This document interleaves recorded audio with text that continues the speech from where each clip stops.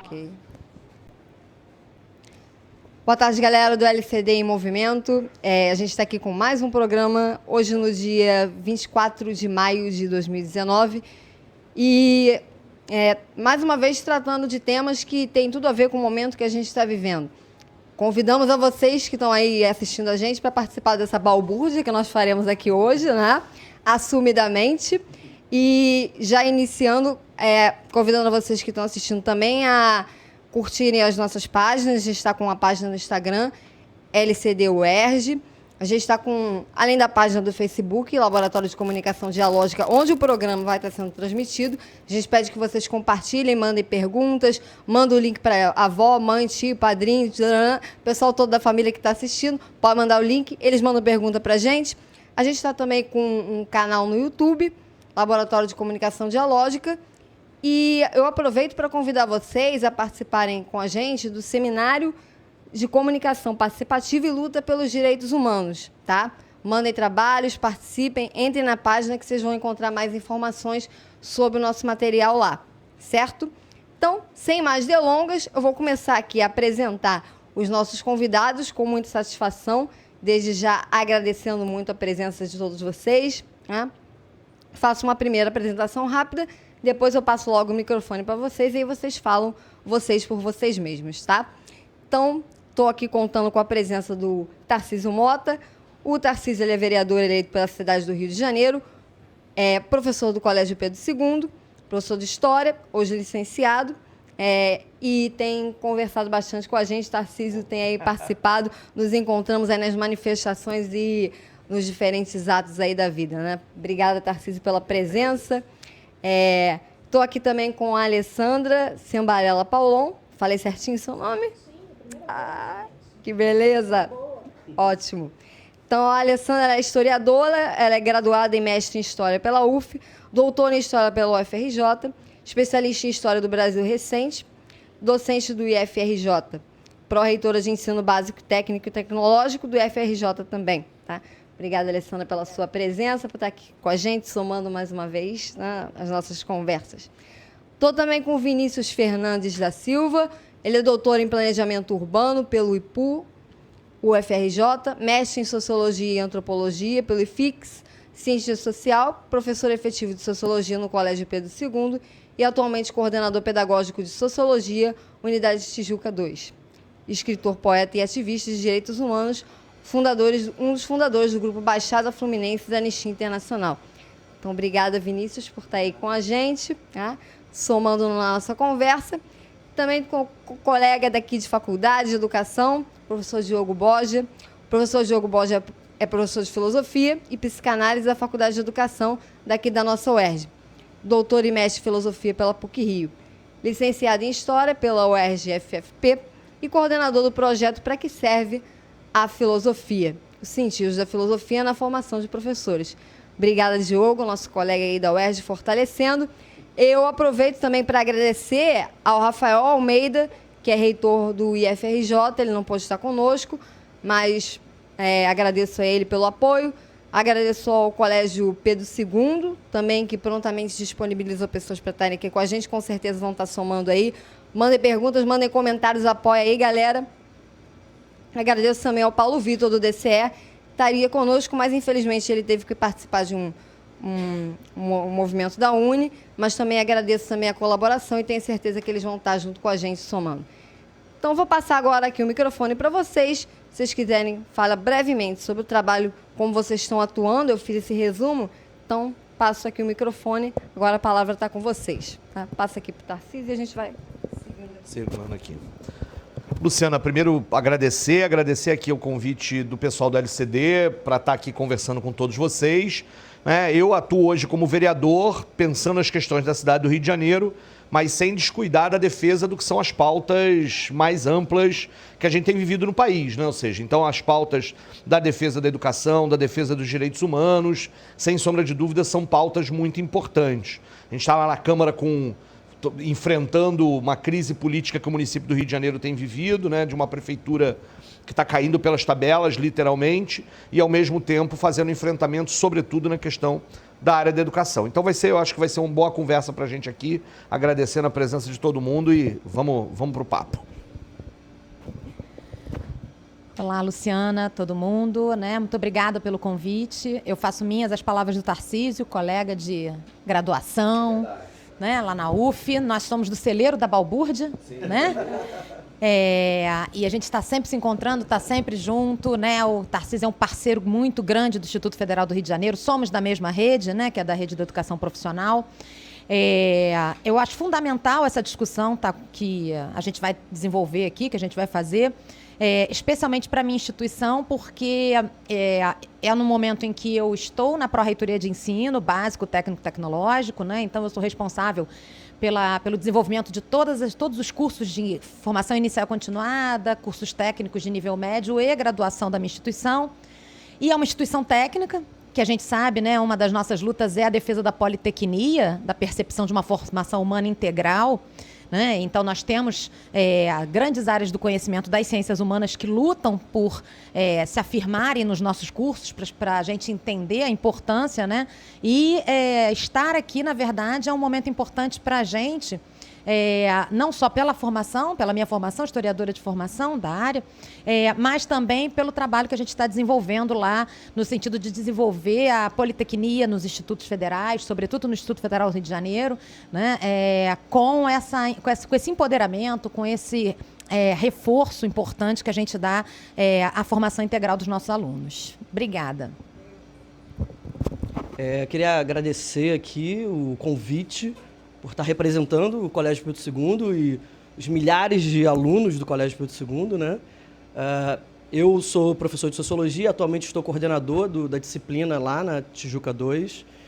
E o Colégio Pedro II, dentre os institutos federais e as escolas técnicas, ele é uma instituição reconhecidamente que tem um debate muito avançado em relação às ciências humanas, né?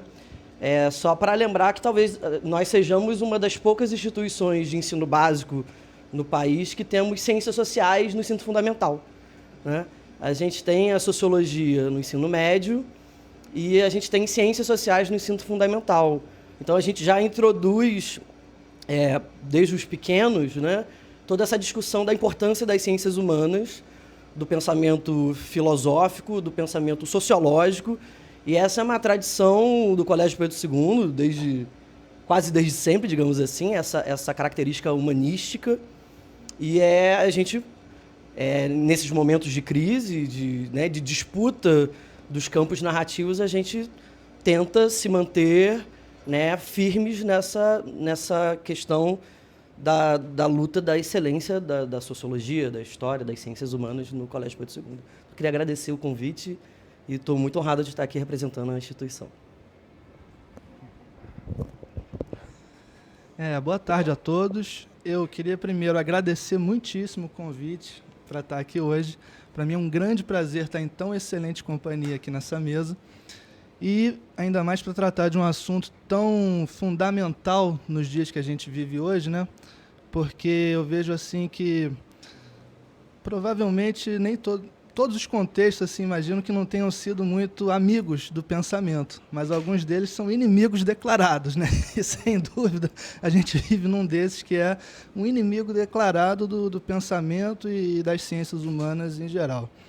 Eu sou professor de filosofia e de psicanálise aqui na própria UERJ, na Faculdade de Educação, e desenvolvo atualmente um projeto de pesquisa, né, com alunos de iniciação científica que trabalham junto comigo, justamente que leva por título "Para que serve a filosofia?", de uma maneira que vai com uma provocação e também brincando um pouco com a situação do professor de filosofia, que invariavelmente, em algum momento da sua vida, em aula ou fora de aula, já escutou a pergunta: mas para que serve a filosofia? Para que serve? Eu acho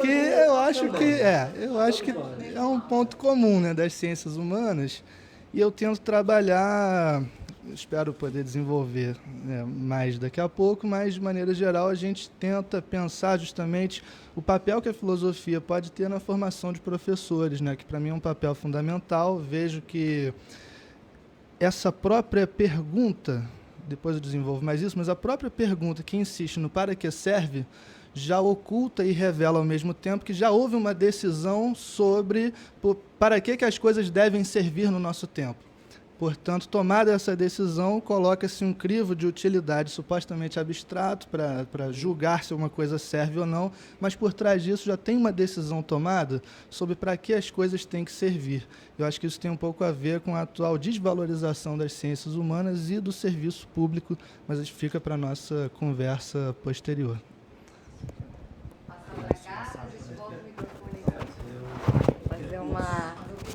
Fazer a volta do microfone. E, gente, então aproveito a deixa do Diogo para colocar justamente o tema do nosso programa é esse. A pergunta é pensar para quê? Ameaças aos cursos de ciências humanas. Então, eu já começo colocando para vocês essa questão dos cortes e da desvalorização dos cursos que a gente está vendo agora, que são mais voltados para as ciências humanas, como, por exemplo, sociologia e filosofia, que vêm sendo ameaçados, não só de não se investir, mas, enfim, várias outras ameaças mais complexas. E aí a gente começa a pensar a quem interessa essa desvalorização e pensando no contexto atual que a gente está vivendo, por que será que isso está acontecendo? Né? Então, um pouco os sentidos desses cortes e dessa desvalorização para a gente começar pensando especificamente nos cursos de ciências humanas aqui. O que isso tem aí, o que isso traz e acarreta em termos até de prejuízos para aqueles, tanto que a gente já avançou, como o Vinícius mencionou, Pedro II é uma das escolas que tem essas duas disciplinas ali como disciplinas no ensino básico ainda, né? E pensando nisso também no ensino superior, o que isso vai acarretar para nós em termos de perdas e problemas? Tá? Então, eu passo aí para vocês, quem quiser começar a falar. Tá? Vinícius começa, então, depois a gente... Depois eu vou passando. Tentando não fazer digressões muito grandes, para a gente também poder aqui dividir, eu acho que, primeiro, tem uma discussão fundamental que ela tem um fundo ideológico e de conteúdo, é que a gente precisa compreender que todas as ciências são humanas. Todas as ciências são humanas. A matemática é uma ciência humana, a física é uma ciência humana, e essa dicotomia entre ciências exatas e ciências humanas a priori é um erro, né? Não existiria a matemática, a geometria, a física sem as ciências humanas, porque elas nascem diretamente da filosofia. É óbvio que, com o passar do tempo, e principalmente do período do iluminismo cartesiano, essas separações foram feitas até, inclusive, para facilitação dos objetos, dos recortes. E com o passar do tempo, essa visão utilitarista das ciências também virou argumentos políticos, né? Então, acho que o principal é a gente resgatar a humanização de todas as ciências, né? Há pouco tempo eu li a biografia do Einstein. Eu sou um sociólogo que leio biografias de físicos, né? Do Walter Isaacson. E o Einstein, o maior físico aí do mundo, da história, né? Junto com o Newton, era, na verdade, um grande filósofo, né? Sem a sua criatividade, sem o seu engajamento filosófico, a física do Einstein não teria nascido. E, além de físico, ele era um grande ser político, né? Ele atuou politicamente. Para quem não sabe, o Einstein foi convidado para ser presidente de Israel após o fim da Segunda Guerra. E ele recusou. Ele era um pacifista, ele foi um apátrida, abriu mão da sua nacionalidade por uma razão política filosófica. Então a gente está falando de um físico, o físico mais conhecido, né, da humanidade hoje, e que tem uma ligação direta com a filosofia e com a história. O que a gente vê hoje, essa desvalorização das ciências humanas, obviamente está dentro de todo um espectro ideológico e político de uma disputa de campo, né?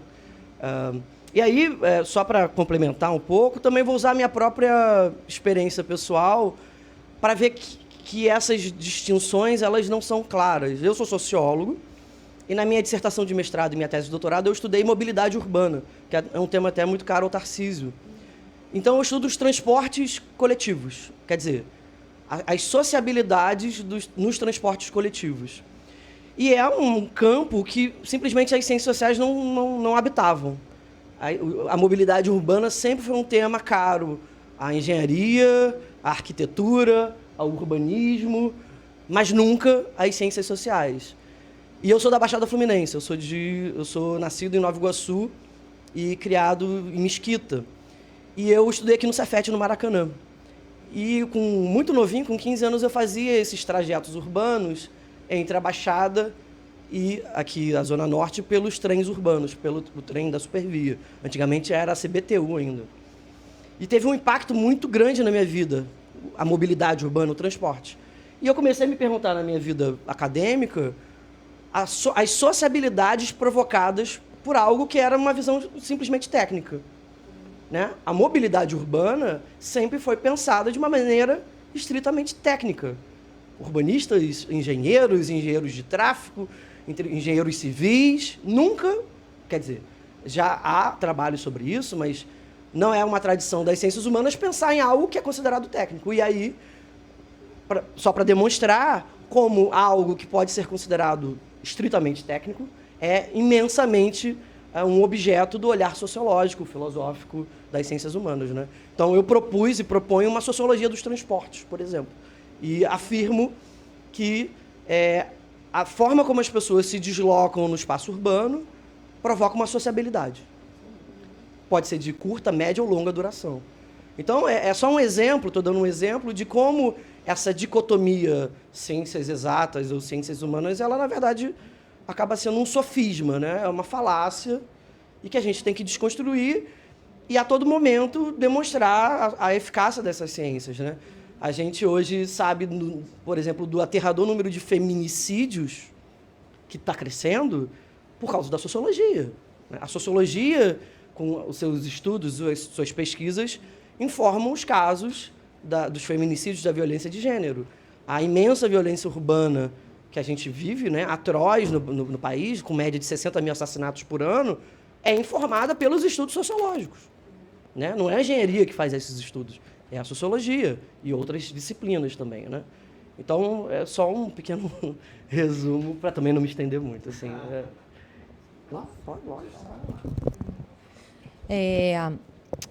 Eu tenho feito uma análise com relação a essa questão, né, como historiadora, sobretudo, de curto e médio prazo, né, pensando os tempos da história.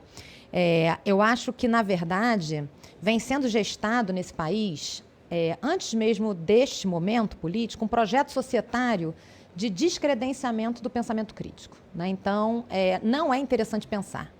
Né? Eu digo isso porque desde que se é aprovada uma reforma do ensino médio que transforma filosofia e sociologia em estudos de filosofia e sociologia, né? Já demonstra qual é o tipo de mensagem que um Estado, né, que reforma a educação, muda uma legislação anterior que afirma a obrigatoriedade dessas disciplinas, né, como um campo de saber. E aí eu quero deixar isso claro. Muitas vezes a gente tem o discurso, né, sobretudo desses movimentos de defesa da educação que nunca foram educadores na vida, né, de que a gente está fazendo um movimento para romper as disciplinas. A gente não está falando aqui de disciplinarização, a gente está falando de campos de saber. Né, que criaram suas identidades. Então, a sociologia é um campo do saber, a filosofia é um campo do saber, a história. E se elas, nesse momento, sempre estiveram, na verdade, na escola como disciplinas, isso não deve ser um argumento para que esses campos de saberes percam as suas identidades.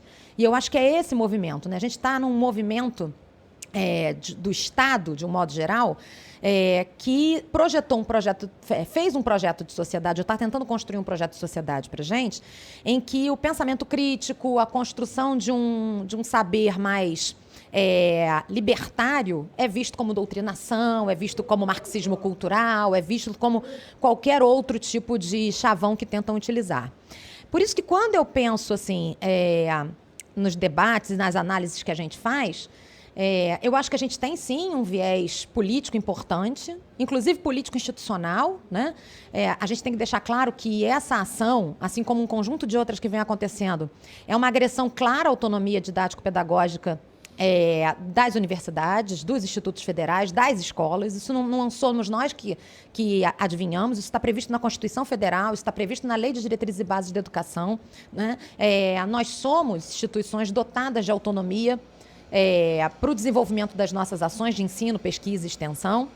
E eu penso que está por trás de todo esse discurso técnico, né, de que a filosofia e a sociologia são áreas de luxo, né, que quem estuda, né, que quase que nos colocando como um desperdício, não se preocupou, né, o discurso não está embasado nem em questões técnicas, porque se você pega, por exemplo, os dados da CAPES, as ciências sociais aplicadas, as ciências humanas de um modo geral, elas correspondem a cerca de 20% a 27% das bolsas. A grande maioria das bolsas de incentivo à pesquisa nesse país não estão com as ciências humanas, então, nem com as ciências sociais aplicadas. E eu acho que a gente foca, né, quando se coloca a gente tem que tirar investimento das áreas das ciências humanas porque elas não geram, né, lucro imediato.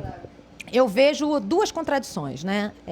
Primeiro, eu vejo um olhar muito limitado, porque, volto a dizer, né, eu acho que contra o discurso técnico, muitas vezes a gente tem que usar o técnico, né, para descredenciar esse processo. Então, se você pensar nas áreas de ciências sociais aplicadas, reconhecidas, por exemplo, volto a dizer, pela CAPES, está a economia, está o direito, está a administração, está a arquitetura e urbanismo.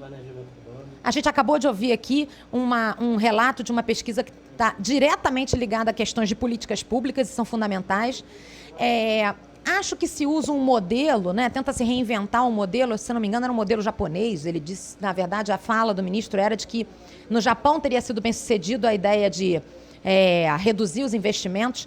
Isso foi alvo de uma ampla mobilização nacional, inclusive da própria Federação das Indústrias do Japão, que disseram não existe um ser humano, um cidadão exclusivamente técnico. A gente tem que apostar numa formação humana integral, né? Então, assim, a gente precisa ver até que ponto esse tecnicismo, esse pragmatismo que está se colocando não funciona, né, como uma estratégia para o descredenciamento que está acontecendo assim, num espaço de tempo que não é longo, mas que está se acelerando muito rápido, né? Eu fico muito preocupada cada vez que eu vejo o jornal ou qualquer outro meio de comunicação, porque a gente entrou numa fase que a gente nunca sabe o que vem, né? A gente não consegue ver uma coerência no discurso, uma coerência nas ações, e por conta disso, por conta dessa ausência total de uma coerência na política, na condução da nossa política nacional e na política da educação, nós estamos sujeitos a qualquer atitude, a qualquer situação, né?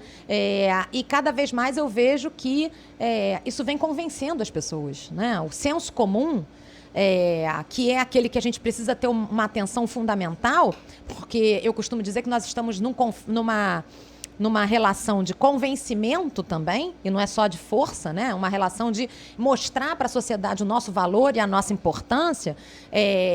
A gente tem que ter clareza do quão importante nós somos, e muitas vezes eu não vejo isso dentro das nossas instituições, né? Então, reafirmar a conduta, você falou um estudo de caso, falou do seu caso, eu vou dizer um exemplo do meu.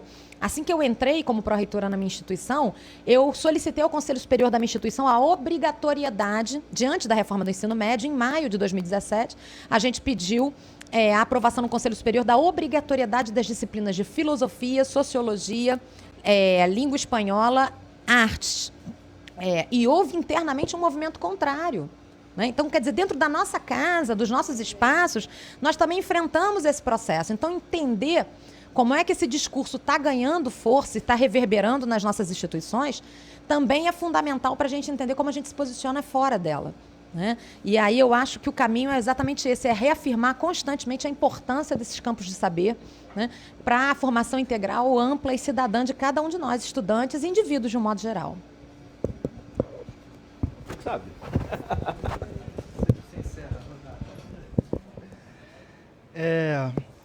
Sobre essa questão, né, dos cortes nas áreas de ciências humanas, me remete a um dos primeiros anúncios supostamente oficiais que eu vi disso, que foi o presidente da República no seu atual canal oficial de comunicação, que é o Twitter, anunciando que o ministro da Educação estava estudando descentralizar recursos da educação. Esse descentralizar, a gente imagina que o presidente, como um homem que vive em luta com a língua portuguesa, que ele esteja querendo dizer cortar recursos das ciências humanas e investir em outras áreas que, segundo eles, são úteis. Né? Segundo eles, são úteis, servem para alguma coisa, servem para gerar lucro.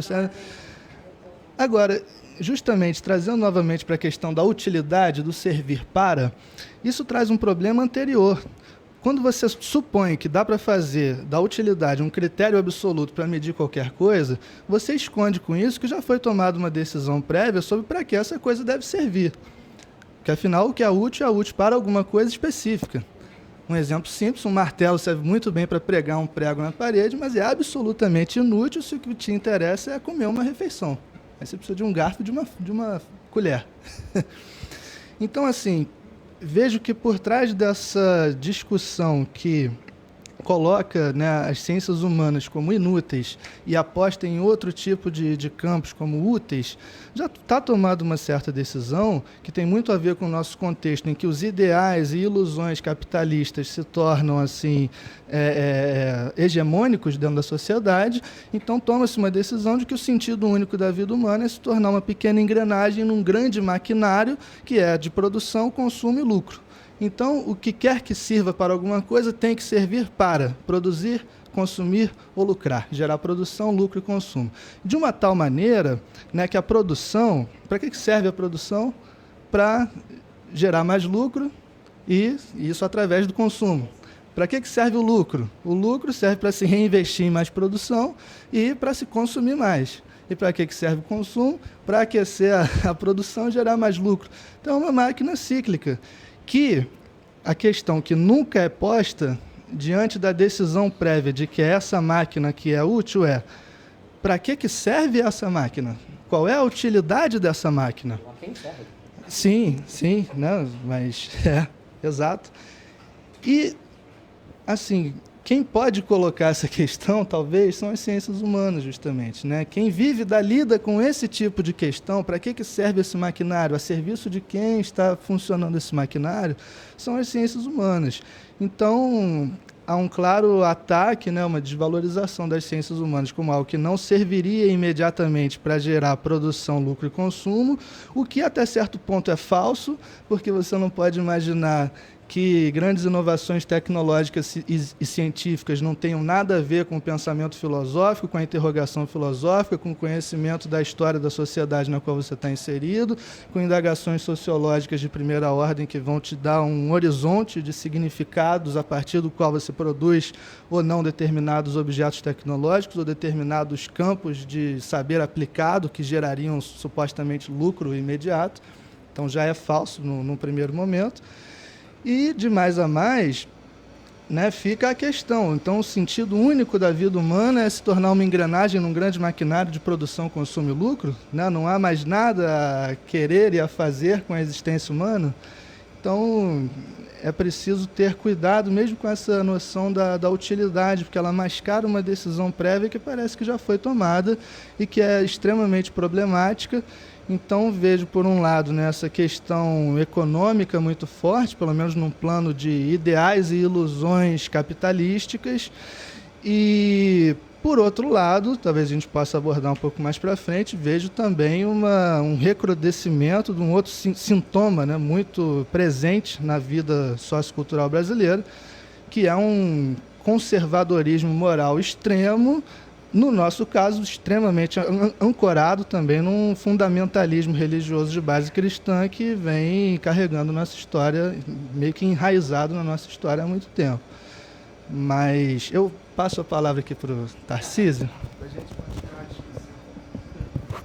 Não, pô, aprendi pra caramba aqui, tô aqui pensando diversas coisas a partir tanto da pergunta que a Luciana coloca quanto do que vocês estão apontando, né?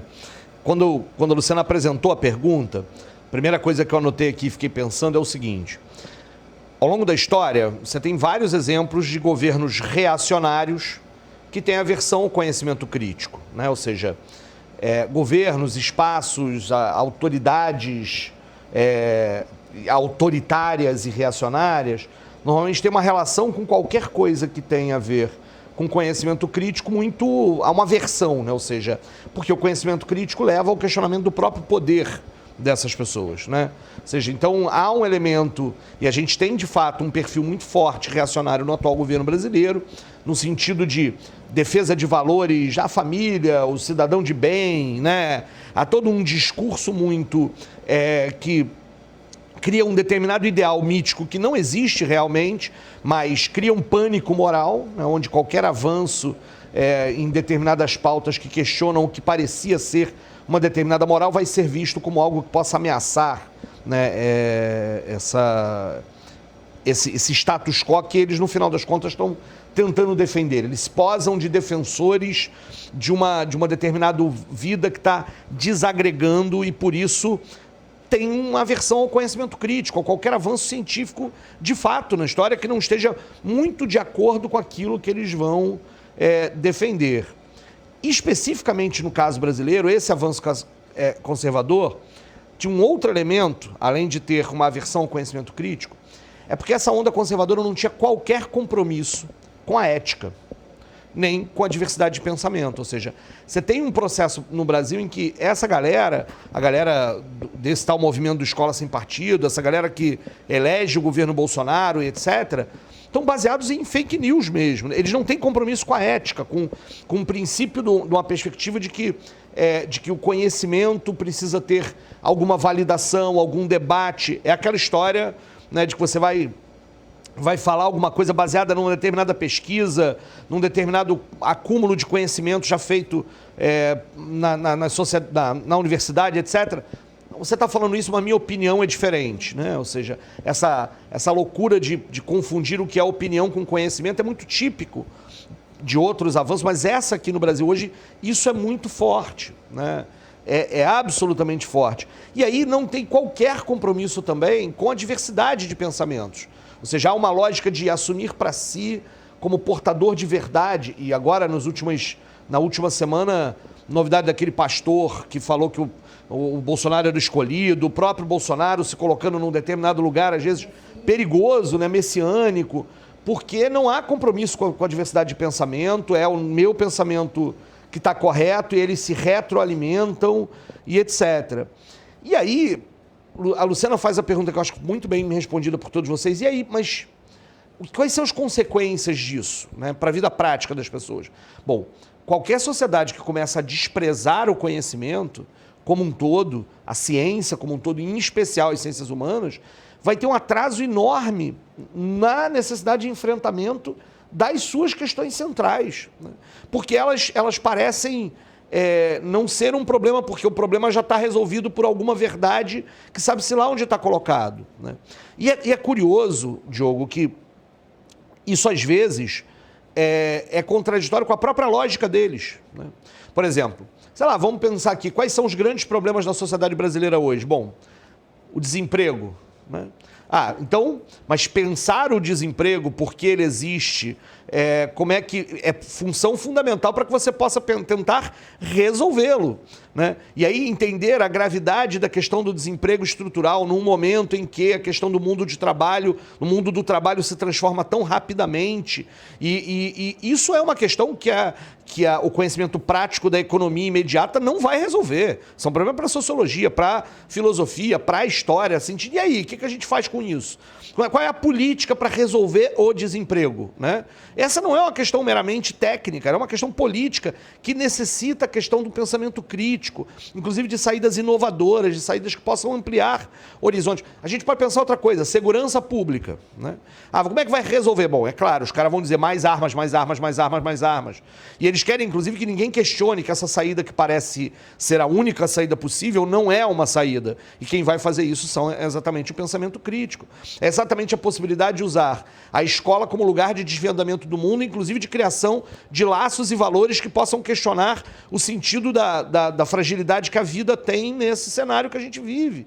E aí todo o debate sobre isso. O grande problema brasileiro é a desigualdade social, porque é uma questão mais filosófica do entender por que a desigualdade é um problema, né? Ou inclusive o debate, porque os liberais vão achar que a desigualdade em si é fruto, é natural, mas é um debate filosófico.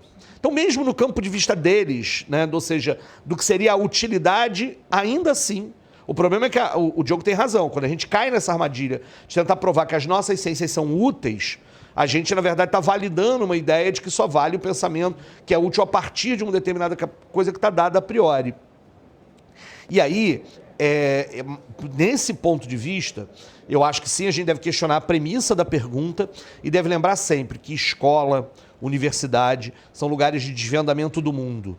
E de que ao ensinar uma determinada lei da física, uma determinada equação matemática, você está ajudando a desvendar o mundo, e o mundo é muito mais do que isso. Entender como funciona, entender e desnaturalizar aquilo.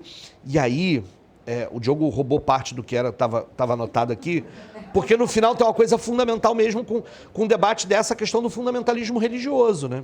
Que era uma coisa que a gente já enfrentava em sala de aula 10, 15, 20 anos atrás, mas que está se tornando muito mais evidente agora, que é o enfrentamento do ponto de vista de que este pensamento fundamentalista religioso, ele também tem uma versão à lógica do pensamento, a produção da ciência. E isso é algo que não é novo na história, mas que está se fortalecendo muito. Eu me lembro das primeiras vezes, depois de sair lá da UF, onde convivi com a Alessandra, né, em que, claro, nas escolas lá em Caxias, quando você vai, né, discutir o surgimento do homem para crianças de 6º ano do ensino fundamental, crianças de 11, 12 anos, óbvio, sempre tem um aluno, mas e Adão e Eva? E você tem que discutir isso e fazer a relação, o que é o pensamento religioso, qual é o sentido desse pensamento religioso e o que a ciência diz, e dizer para ele, olha, eu vou estar o tempo inteiro perguntando o que a ciência diz. Se você vai resolver não acreditar no que a ciência diz, é uma questão sua, mas a ciência diz isso e prova isso, e tem dados, etc, etc, etc. Hoje em dia, esse diálogo está muito mais interditado. A possibilidade da recepção daquela criança lá de 11, 12 anos. Como é que isso, que não é, portanto, não é uma criança que ela está num processo cultural que a gente tem vivido no Brasil, cultural e político, que é muito grave, sobre o qual a gente tem que parar para refletir sobre como é que a gente vai lidar com isso, como é que a gente vai recriar pontes de diálogo com esse pensamento religioso para questionar o seu fundamentalismo, né? E esse é o ponto, né? É possível questionar o fundamentalismo sem questionar a fé, sem questionar o pensamento religioso em si. Essa é uma questão que hoje me é muito cara. Eu não estou mais em sala de aula, isso me dá uma saudade do caramba, mas muitas vezes lá na Câmara dos Vereadores eu também tenho que lidar com fundamentalismo religioso e eu fico assim, gente, que bizarrice é essa que a gente está aqui? Estamos tentando, tudo bem, você tem aí sua fé, sua religião, seu conjunto de valores, mas caramba, né? Aceitar que existem outros, etc., é um desafio de qualquer sociedade democrática. E, ao fim e ao cabo, a gente termina de novo com um pensamento, com a discussão filosófica, sociológica, histórica, que é a democracia, quais seus limites, né, como é que a gente deve avançar nessa ponta. Bom, serve para pontapé inicial aí, Luciana, se vira agora você. Me vira, né? Eita! Enfim, gente, mas são muitas coisas que foram faladas, mas eu acho que a gente também pode tentar começar a conversa olhando para como esses discursos eles ganham apelo e ganham adesão. Porque as pessoas realmente acham que nas escolas estão, né, fazendo a cabeça das crianças e tornando elas pequenos monstrinhos, ou seja lá o que for. E aí, eu acho que a gente poderia começar também a pensar sobre um pouco do que a Alessandra mencionou e Tarcísio colocou também, discussões como, por exemplo, reforma do ensino médio, Base Nacional Curricular Comum, o Escola Sem Partido, que são projetos que têm um apelo e essa ideia de dizer para as famílias cuidado com o que estão ensinando nas escolas. E também a reforma do ensino médio com aquela ideia de que meu filho tem que sair dali com alguma formação e tem que ser uma coisa que vai dar um futuro melhor para a gente.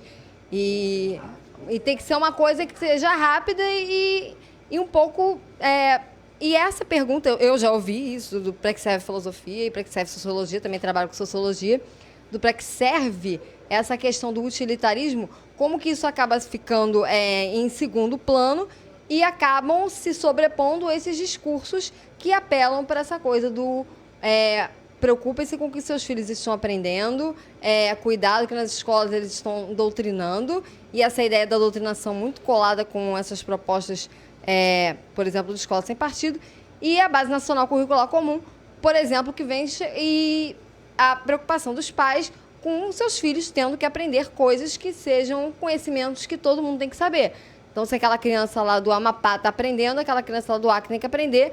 Enfim, conhecimentos que muitas vezes você não sabe para que eles vão utilizar, mas tem que aprender com aquela ideia de que todos têm que sair dali da escola com uma formação que lhes possibilite alguma coisa, como se a escola em si não fosse algo que por si só faça sentido, mas muito pensando o que vai ser depois. Então, eu estou trazendo aqui esses projetos mais amplos para a gente conversar um pouco sobre eles, porque eu acho que eles também estão aí envolvendo essa discussão que a gente está fazendo, tá? Assim, eu acho que você me toca num assunto que me é muito, muito caro, né? Eu acho que, na verdade, esse movimento, ele nasce de uma visão completamente equivocada do que é o jovem, do que é a escola. Visões essas que deveriam ter sido superadas, e aí não tem como não citar, né? Paulo Freire já nos falava disso há muito tempo, né? A escola não é um espaço de educação bancária. Nós não devemos mensurar a importância da escola pela quantidade de conteúdo que ela é capaz de produzir ou de enfiar na cabeça de alguém. E nem os nossos alunos, os nossos estudantes, os nossos jovens, eles são tábuas rasas em que a gente escreve qualquer coisa, né? E ele assimila acriticamente. Eu acho que esses pontos, assim, esses discursos, desses movimentos mais conservadores e autoritários contra a escola, eles residem exatamente nesses equívocos, assim, que para algumas pessoas podem parecer equívocos, mas para outros são utilizados de uma forma muito maquiavélica, né? Então, assim, a escola é um espaço de produção de saber, né? Eu sou professora das licenciaturas da minha instituição, e eu digo isso, não tem aluno com antena e bombril que você fala e aquilo ali vai entrando, não, pelo amor de Deus. Quebra esse conceito hierárquico, né?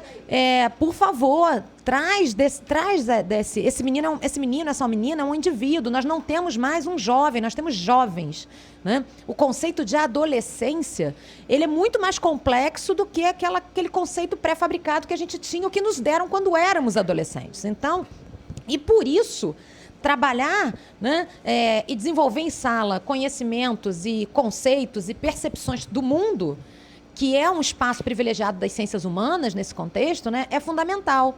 Um outro equívoco, né, e aí eu acho que foi o Vinícius que falou, não o equívoco, mas ele ressaltou, todo conhecimento é uma produção humana. Então, todo conhecimento é uma forma de mediar com a realidade. Você precisa entender aquela realidade, você trabalha com aquele arcabouço todo que você está produzindo no conhecimento para entender aquilo. E isso todas as disciplinas fazem. Desde a mais pragmática, da mais ciência hardcore, até a sociologia e filosofia, né? Então, assim, esse conceito quase que positivista de que só faz ciência quem está em laboratório, está construindo alguma coisa, que tecnologia, não existe tecnologia social.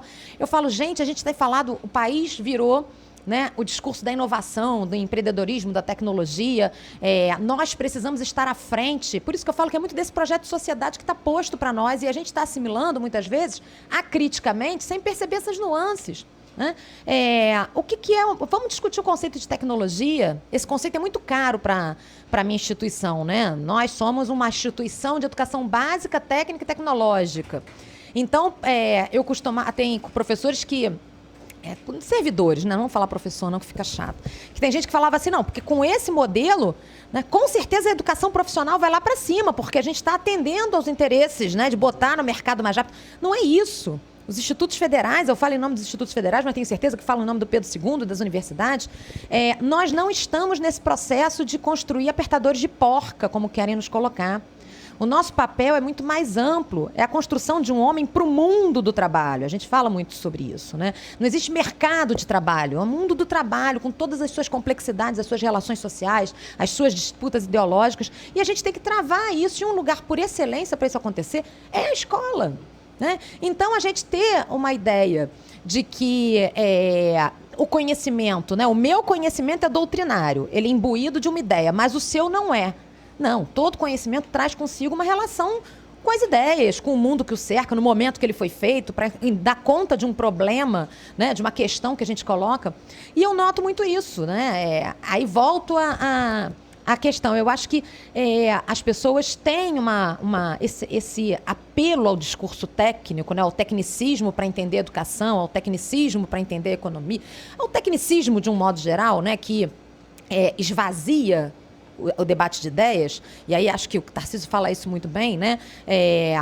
Eu acho que para além do fundamentalismo religioso, a gente está num conceito, assim, num fundamentalismo racional, que a gente não consegue se dar conta de que muitas vezes os valores, as emoções, os saberes, as experiências de vida, elas são um fator fundamental na construção do que nós somos e do que nós queremos enquanto sociedade, né? E aí usam esse discurso, né? A Base Nacional é um exemplo disso. O que o meu filho tem que aprender? O governo vai dizer o que meu filho tem que aprender.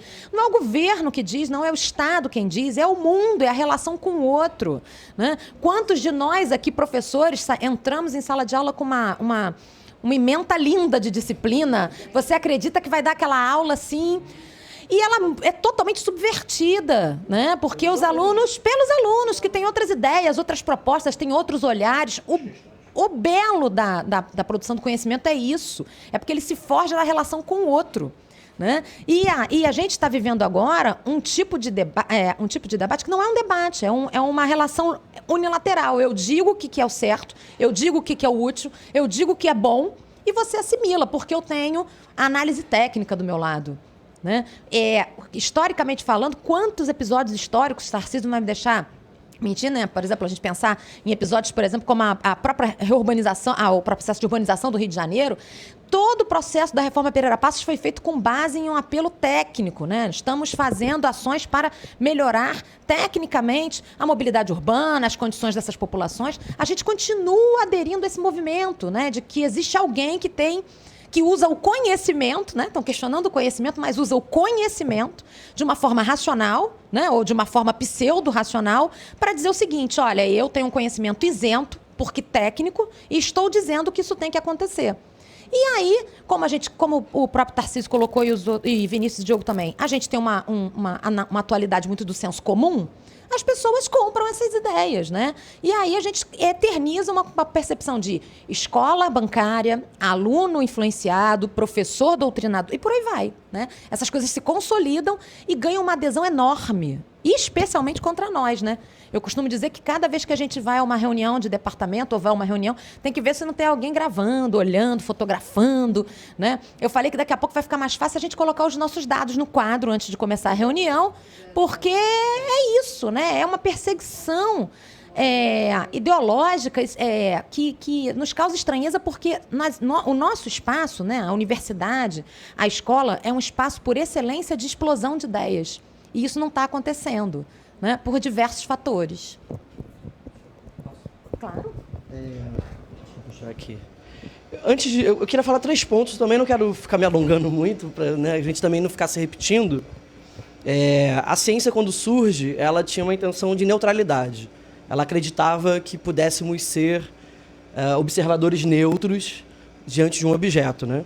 No século XX, a física quântica, falando mais uma vez, adoro fazer esse paralelismo, disse o seguinte, que um observador, quando olha um determinado elemento, microscópico quase sempre, a intenção do observador vai decidir se aquele elemento vai funcionar ou vai ser visto como partícula ou como onda. Então, isso vai depender da intenção do observador. Eu estou falando de física quântica. Então, não há nada mais humano do que isso. Então, só para, né, fazer só esse pequeno paralelismo. Assim. 3 pontos assim, do que você falou, eu consigo enxergar, a partir de 2016, um recorte bem claro do ano em relação ao aspecto político. Primeiro, eu queria comentar sobre a reforma do ensino médio. Né?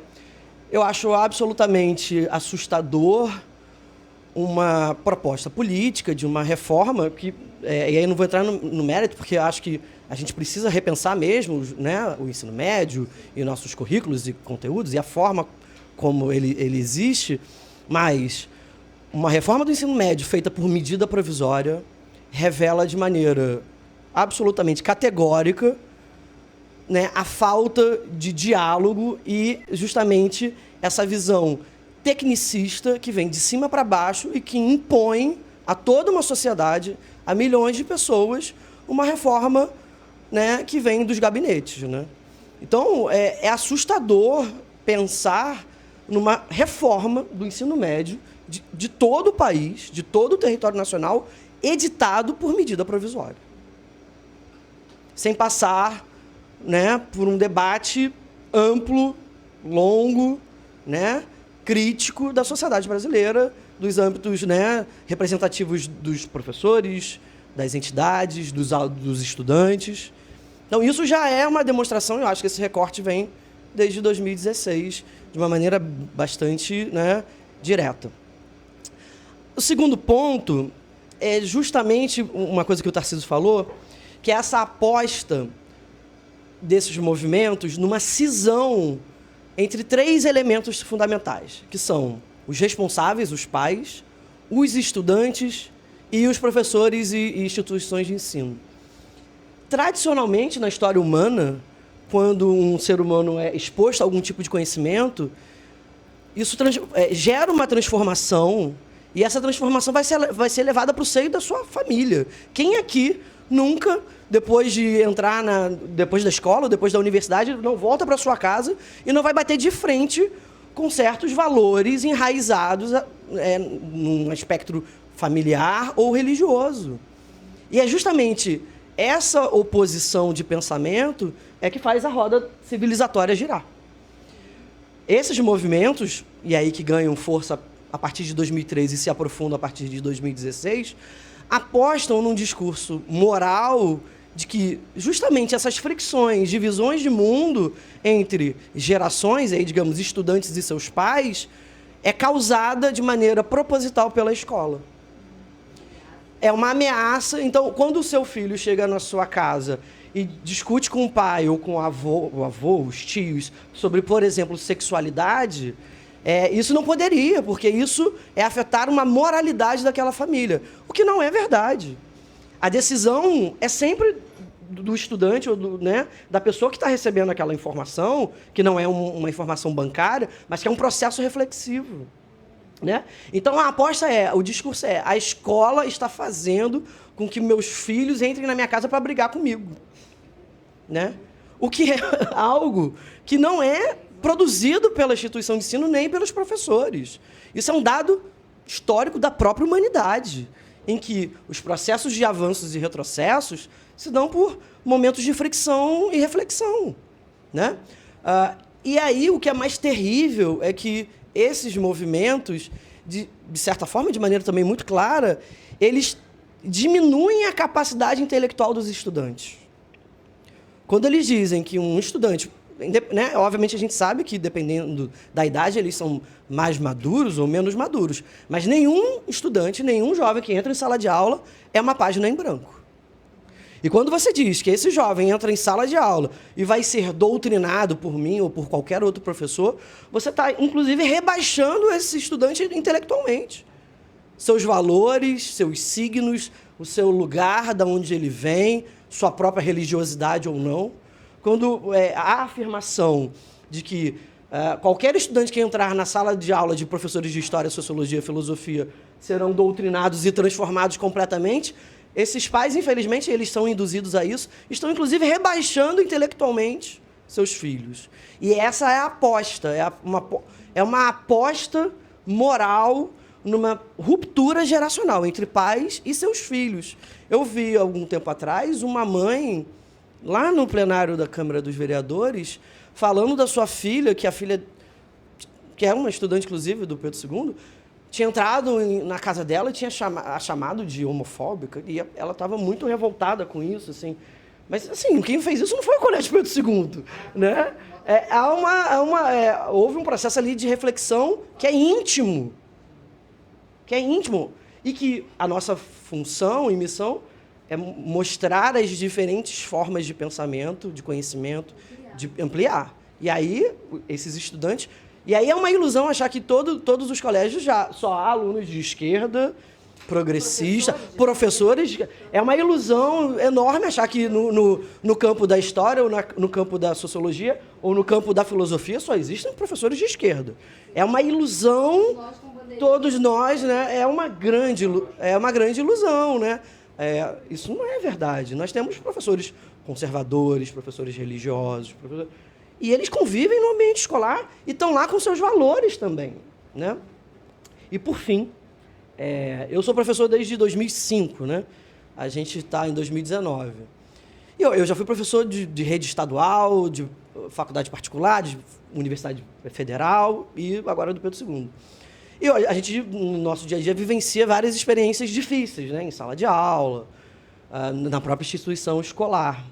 Mas, diante do cenário, eu, ano passado, por exemplo, vivi algo que eu nunca achei que eu viveria, que foi uma organização político, que não se diz partidária, que foi para a porta do colégio, com um carro de som da unidade onde eu trabalho, e com todo o direito democrático que está ali se manifestando, e nesse carro de som, essas pessoas estavam xingando os professores de vagabundos, e que a mamata iria acabar. Eu sou professor, né? Eu não sei qual é a mamata que a gente vive, né? A não ser o nosso salário, né? E inclusive, os nossos salários existem sites de transparência, né? Que todos os nossos rendimentos estão lá expostos para o público. Então, é muito assustador você ver pessoas que vão para a porta de instituições de ensino xingar professores com nomes, né, que somos ou vagabundos, ou que não queremos trabalhar, ou que a mamata vai acabar. A gente efetivamente não sabe de qual mamata está se falando, né? Enfim, para encerrar... Fala antes do Diogo, pergunta, vou roubar minha fala.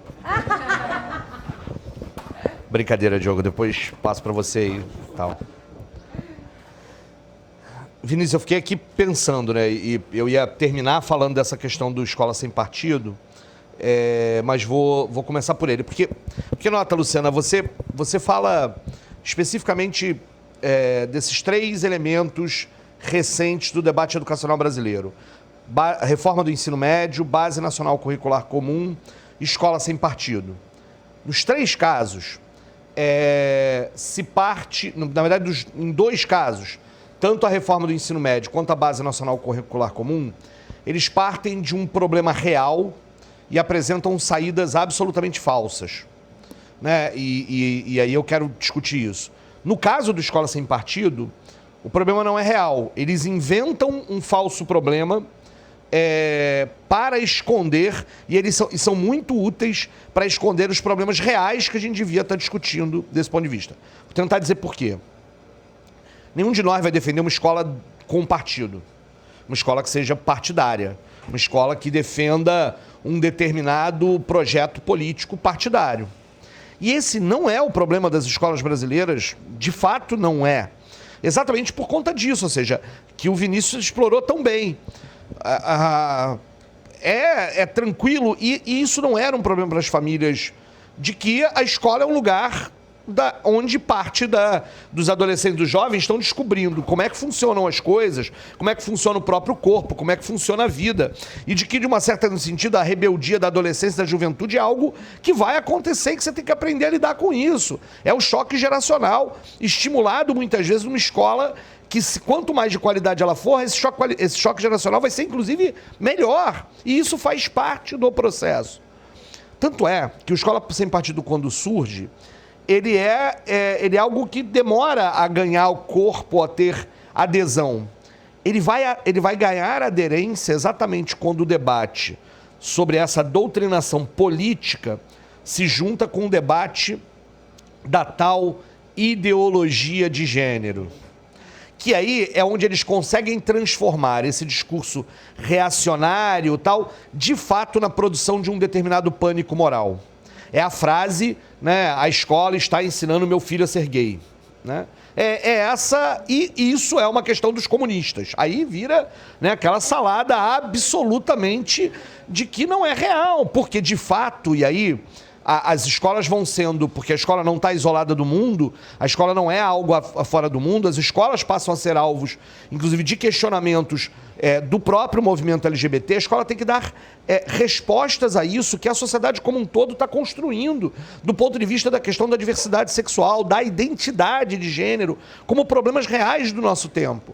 Eu me lembro de aluno de escola municipal que era, né, de um aluno, né, que se assume como gay, que começa a transformar o próprio corpo, e, portanto, hoje nós diríamos, né, ele tá assumindo uma identidade de gênero absolutamente diferente, e o quanto ele acabou expulso da escola por tanto de que nós, os outros alunos, implicávamos com ele, e por conta do nosso preconceito enquanto crianças e adolescentes. E aquele não foi um problema que a escola tenha lidado naquele momento, porque a escola inteira tinha ainda, não lidava com essas questões, a direção, os professores, o corpo.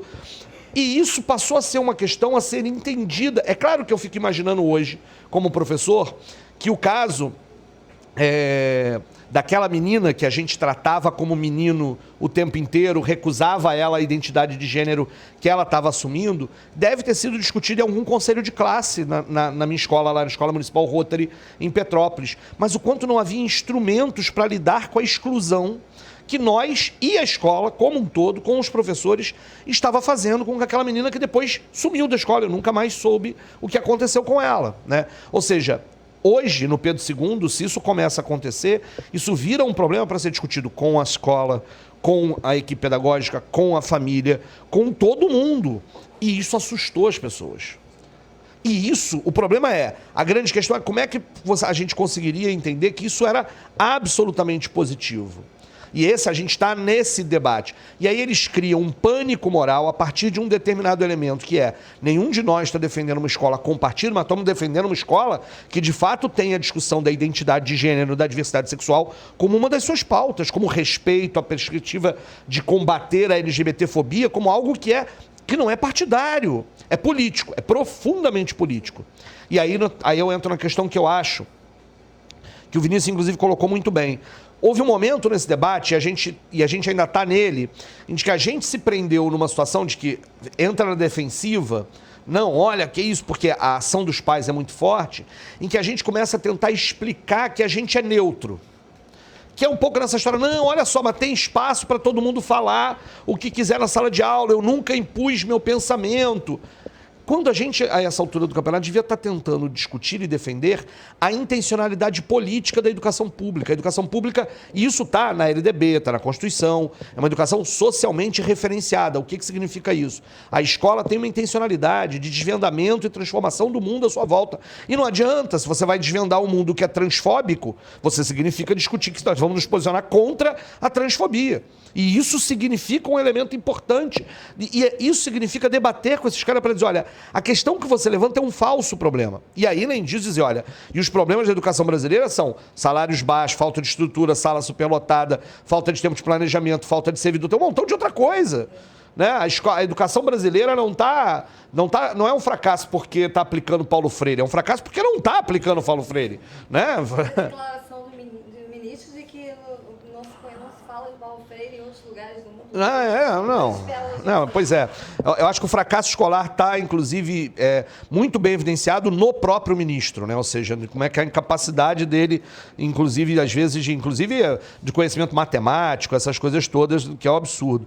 Mas, e tem por trás um elemento em que o grande debate, antes do Escola Sem Partido ser o grande adversário de quem deseja uma educação democrática, uma educação intencional, uma educação claramente comprometida, era o debate da meritocracia, dos grupos empresariais de educação, que já defendiam a ideia de que o professor é um mero entregador de conhecimento pronto e acabado, etc.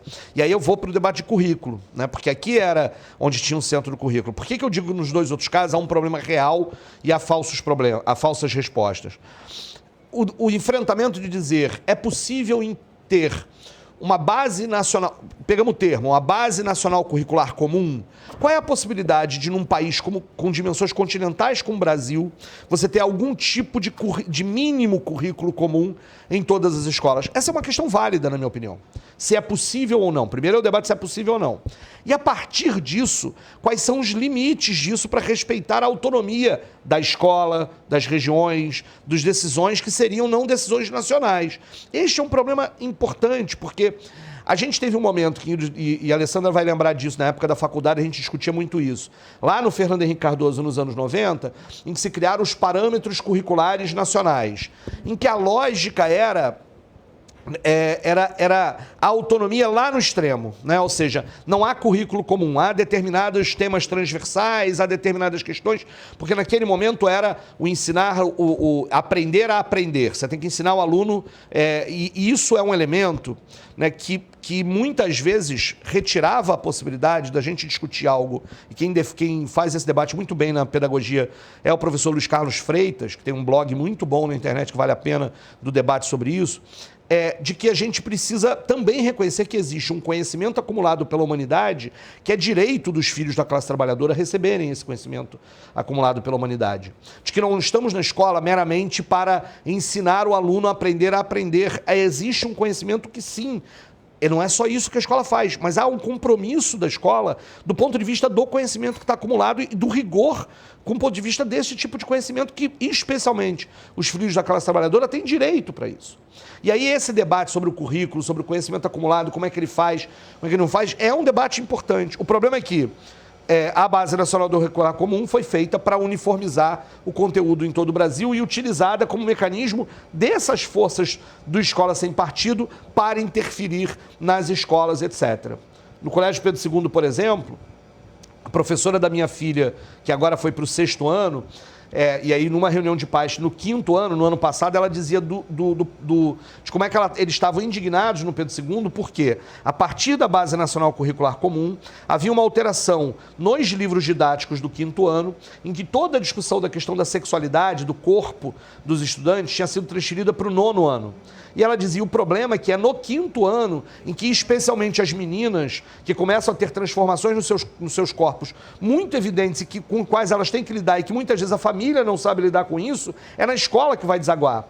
E aí ter aquele conteúdo no livro didático, na sala de aula, era absolutamente fundamental com a faixa etária. Quando você passa para o 9º ano, você inclusive, não no Pedro II, em que minimamente vai ter algum tipo de estrutura pedagógica, de apoio por trás, mas em grande parte das escolas no Brasil, onde vai ter uma situação em que toda essa transformação não será incorporada pela escola como uma lógica de um conhecimento que precisa ser adquirido por todos ali, inclusive não só pelas próprias meninas nesse caso, mas que essa interferência tinha vindo da Base Nacional Curricular Comum por ação dos fundamentalistas religiosos que achavam que essa questão era sexualizar as crianças antes do tempo. Aí eu fico falando assim, os caras não ligam televisão, né?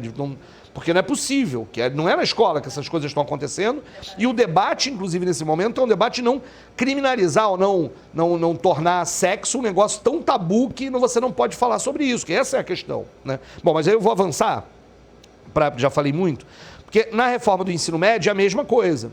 Discutir sobre a atratividade ou os problemas que existem hoje no nosso formato de ensino médio é uma questão válida.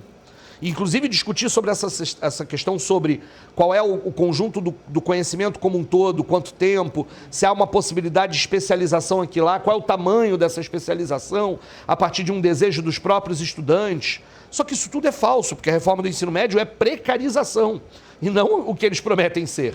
Ou alguém aqui acha que na rede estadual de educação aqui no Rio de Janeiro, as escolas estaduais terão todas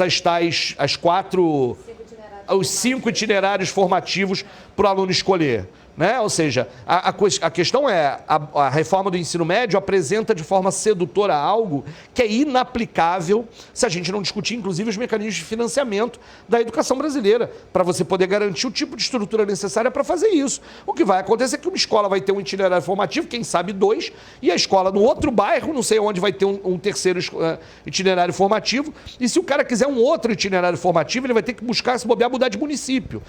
Sem contar que grande parte dos municípios brasileiros só tem uma escola. Tem vários, só tem uma escola. E como é que você vai construir esse tipo de história? E isso é muito grave. E aí,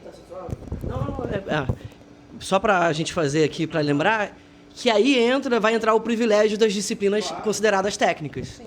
A matemática... Você sabe que eu tenho dúvidas com relação a uma questão que é o seguinte, eu acho que essa é uma questão. Você tem hoje muito menos professores de física e química saindo das universidades do que professores de história e geografia. Na verdade, inclusive, essa é uma questão que muitas vezes eles vão atirar no que vem e vão acertar no que não vê. Vai ter muito mais escola que o itinerário formativo de ciências humanas, porque você não vai ter professores das outras disciplinas, e eu quero ver o que isso vai acontecer lá na frente. Mas é porque é isso, não é esse cálculo que eu quero fazer para defender a reforma do ensino médio.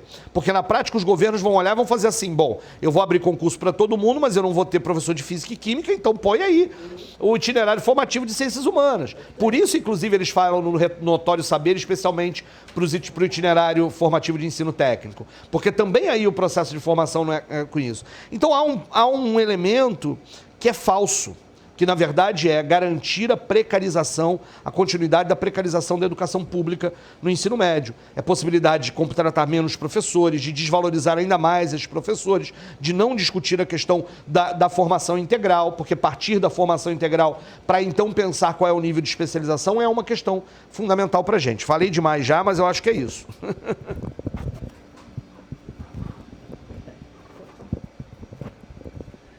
Bom, aproveitando tudo que foi dito aqui um pouco e, assim, só para fechar um pouco uma questão que me interessa, que está na sua fala, né, que tem a ver justamente com esse sintoma que eu também vejo na base desses cortes terríveis que as ciências humanas estão sofrendo, essas ameaças, esses cortes, esses ataques que as ciências humanas estão sofrendo, que é esse grande sintoma do conservadorismo moral extremo, ancorado, no nosso caso, num fundamentalismo religioso de base cristã. Isso tem criado verdadeiras aberrações do ponto de vista conceitual e sociopolítico, como essa eleição de um inimigo supostamente comum da pátria e da moralidade, com um conceito muito genérico e abstrato e nada preciso de esquerdistas, né? Então há uma caça às bruxas, aos esquerdistas de toda a ordem, que tem gerado aberrações do tipo, o Fernando Henrique é um comunista, o menino do MBL essa semana descobriu que também é jornalista, é comunista, o general não sei das quantas, vice, é comunista, então, uma série de delírios assim, sociopolíticos e conceituais que, no entanto, estão pautando questões da maior importância e da maior gravidade dentro do cenário sociopolítico brasileiro. A gente se vê obrigado a lidar com o fato de que tem um ministro da educação que reproduz o tempo todo esse tipo de delírio conceitual e delírio sociopolítico. Isso está na base de um projeto que também é uma espécie de delírio sociopolítico, apareceu na fala de vocês, uma ilusão, um falso problema, que é o escola sem partido. Você dizer que os professores e a escola como um todo são uma instituição e pessoas esquerdistas querendo doutrinar pessoas sociopoliticamente de acordo com uma determinada doutrina. E ainda se junta essa ideia muito confusa de esquerda e comunismo às pautas de gênero, às pautas de movimentos sociais que historicamente vêm lutando por direitos e visibilidade, como se fosse uma pauta de uma doutrinação esquerdista, o que é um descalabro, um absurdo, um delírio sociopolítico. Então, vê-se nesse contexto, essa escola sem partido, o próprio título, como você diz, é muito falacioso, porque ele te coloca na posição da pessoa chegar para você e dizer, então você quer uma escola com partido? É isso? Ora não, isso é equivalente a dizer, você é a favor desses monstros circulando na rua? Eu digo, mas não tem monstro circulando na rua. Assim, você está criando um falso problema. Você está criando um falso problema, só que criando medidas efetivas, concretas, para combater esse falso problema com impacto real na vida de professores, de alunos e de toda uma sociedade.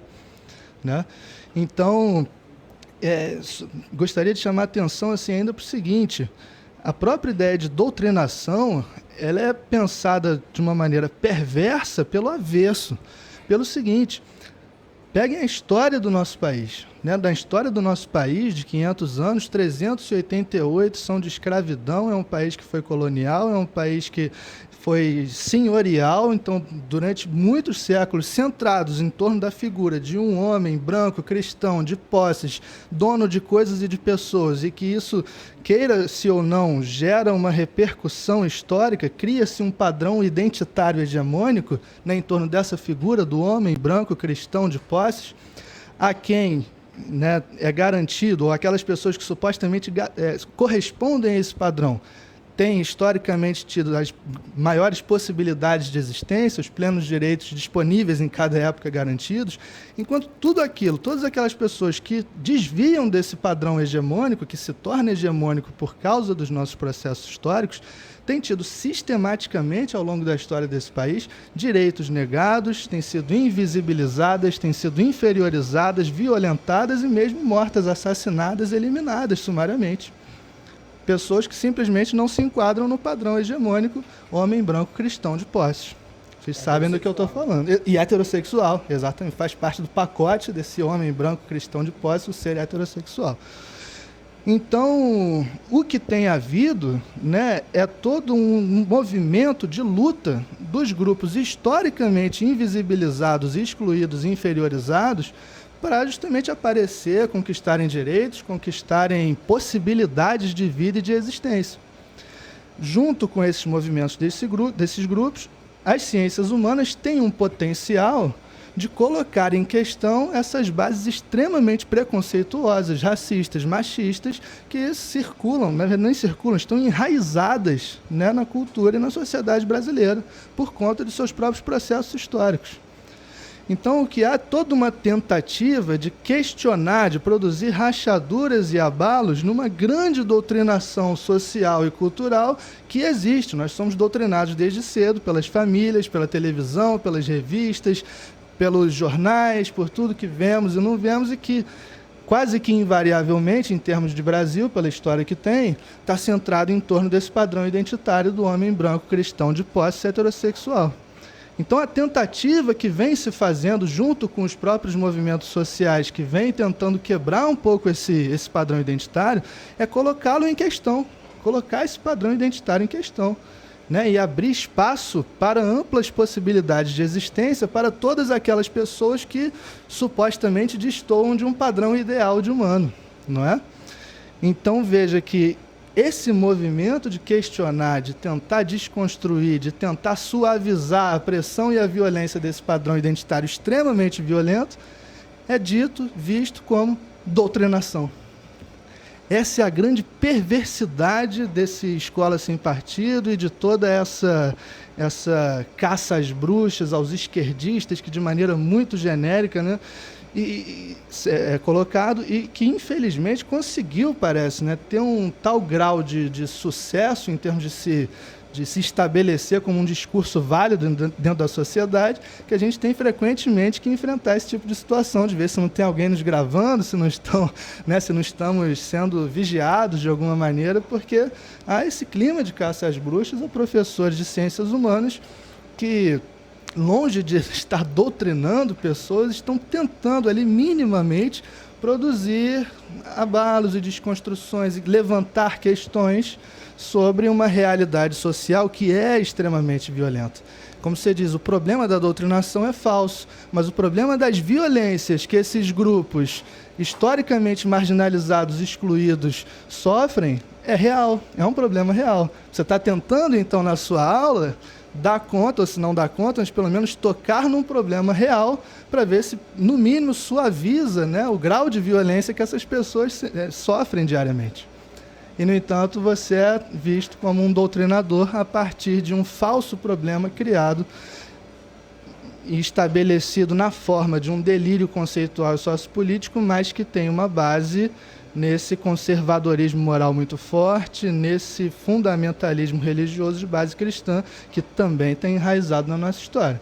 E acho que essas questões precisam ser levantadas, né, no debate sociopolítico, porque vem com muita força, né, esse movimento de reação, justamente de ataque às ciências humanas e aos movimentos sociais que estão reivindicando o mínimo de visibilidade, participação, direitos. Então, enfim, acho que é uma questão central também para a nossa conversa aqui.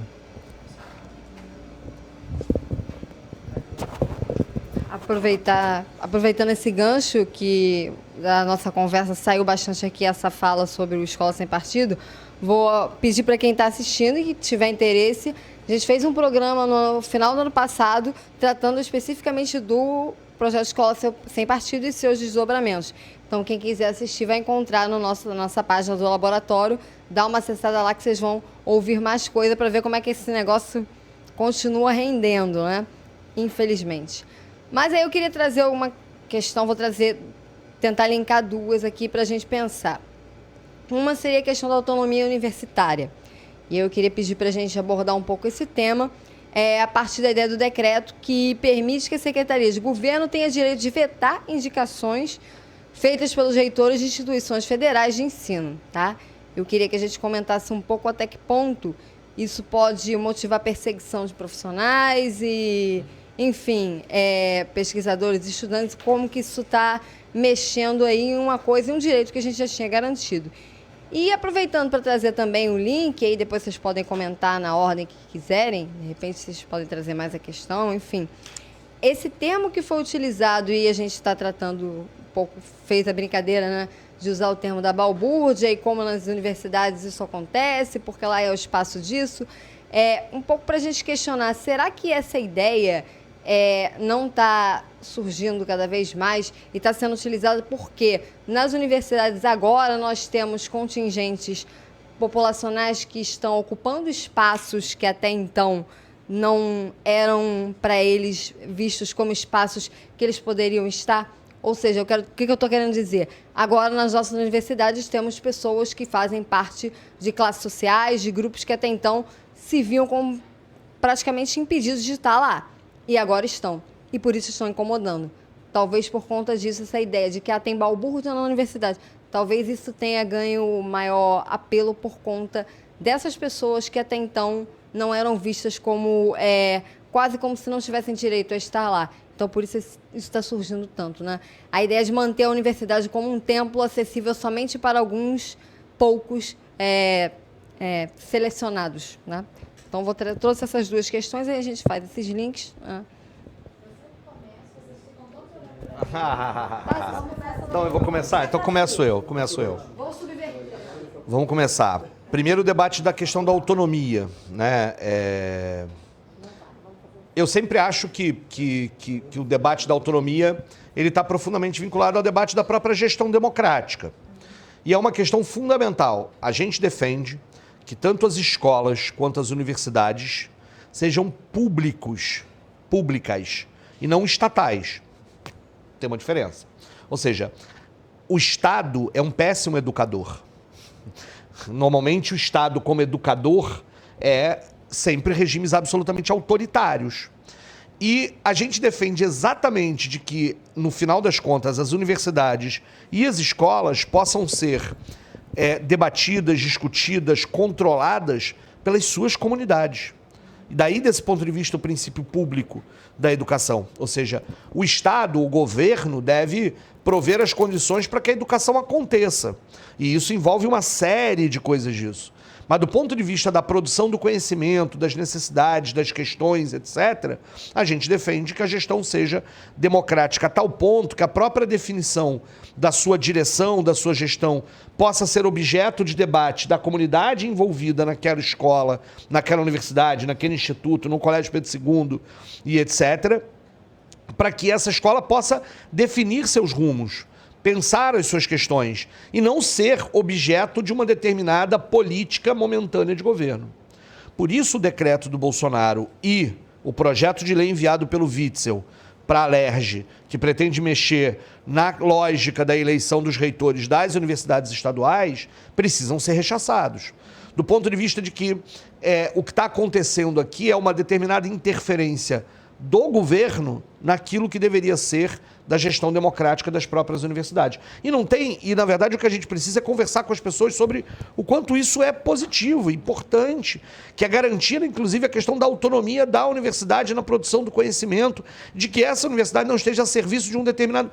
É uma loucura, né? Porque as pessoas de um lado defendem escola sem partido e do outro lado defendem que o governo vai determinar quem é que é o reitor da universidade, quem é que é o pró-reitor, etc. Caramba, onde é que a gente está? É uma doideira, né? Ou seja, aí agora o governo pode interferir lá para decidir quem pode, quem não pode ser pró-reitor e definir o que pode ensinar, o que não pode ensinar. Isso é uma loucura, porque de um lado você a escola tem que ser sem partido, tem que ser neutra, tem que ser... Mas do outro lado não, é o governo que tem que determinar, porque senão, etc. E aí entra o debate da balbúrdia. Ou seja, para que essa coisa toda funcione, você tem que construir uma perspectiva de que o governo é bom, ou seja, o governo está correto, e o governo está tentando resolver os problemas, e esses problemas, eles são próprios lá do que a universidade faz com sua autonomia. A universidade autônoma faz o que ela quer, e fazer o que ela quer, por que ela vai produzir ciência? Se pode produzir festas com todo mundo pelado. Por que o estudante vai estudar se com a autonomia e liberdade que ele tem na universidade, ele pode ficar andando por lá? Eu falei, caraca, não é possível, eu passei 4 anos e meio na graduação, né? Não, vamos lá, né? A gente fez uma festa aqui, uma festa ali, absolutamente careta. Sim, entendeu? Eu não consigo, e é um negócio, porque o problema é criar de novo o pânico moral, né? Você tem que criar o pânico moral para atingir a universidade. Tem que criar uma perspectiva de associar a uma determinada lógica do debate político, do debate crítico, do posicionamento crítico, da construção de um conhecimento crítico como algo que é devasso, algo que é imoral, que é algo que é próprio de uma juventude que não sabe o que quer, né? De novo entra uma tentativa de trabalhar essa perspectiva de conflito geracional no pior dos seus elementos, que é não entender a perspectiva da construção, muitas vezes até do questionamento de valores, e isso tem a ver, o problema é que é todo um debate que tem envolvido toda a cultura, né? Tem a ver com o debate sobre a arte, né? Lembra do debate sobre o Queer Museu? O tipo de debate que se construiu sobre isso, negando qualquer possibilidade da arte ser questionadora, não, né? Então voltamos a um debate em que a arte tem que retratar apenas o que é considerado belo. Eu vou até deixar para a galera que entende mais disso debater, mas é muito impressionante, né? E isso tem a ver com a balbúrdia da universidade, é a imoralidade do Queer Museu e etc. A gente tem que conseguir mostrar, e não pode ficar na defensiva, e eu acho que isso, a resposta das universidades e das escolas foi muito positiva, mostrar o quanto se produz de ciência, o quanto essa ciência, ela às vezes é pouco conhecida por nós mesmos, o quanto a universidade é um lugar que está precária e que é isso que dificulta a situação. Mas a gente também não pode negar a perspectiva de que a escola é um lugar, a escola e a universidade é um lugar onde as pessoas se conhecem e vivem muitas vezes múltiplas experiências. Mas está longe de ser essa questão para deixar as pessoas em pânico por conta de festas e orgias e drogas e etc. e tal. Um debate moralista que está tentando criar uma caveira na universidade para justificar a intervenção do governo bom, né? O Diogo estava falando dessa história do estereótipo, né? Ou seja, inclusive no século XIX, esse perfil identitário do homem branco, heterossexual, de posses, né, era chamado justamente de homem bom. E hoje é cidadão de bem. Né? Botaram o cidadão aí no meio do caminho, mas inclusive os próprios termos são isso, né? A Câmara dos Homens Bons e etc. A universidade está questionando essa história. E aí você tem toda a razão. Todo o processo das cotas, da expansão universitária, com todos os problemas que a expansão teve, e eu não vou negar que em vários momentos a gente questionava quais eram as condições para que essa expansão acontecesse e como é que elas deveriam ser melhores colocadas.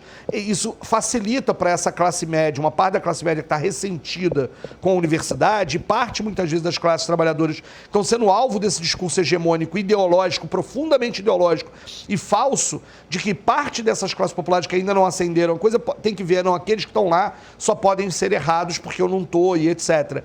Esse ressentimento, a gente precisa trabalhar para acabar com ele, ou seja, a gente precisa voltar a ter o diálogo. E eu acho que as universidades já vinham com uma questão que era, nós estamos, a abertura tem ampliado, a presença das classes populares tem ampliado na universidade, mas como é que a gente faz o caminho inverso? Como é que a gente faz os programas de extensão que não sejam ir à comunidade querendo só ensinar o que a comunidade tem? Como é que você faz a relação da universidade com o seu entorno? Que eram problemas reais, para que inclusive possam se perceber, né, a relação da universidade com a população como um todo.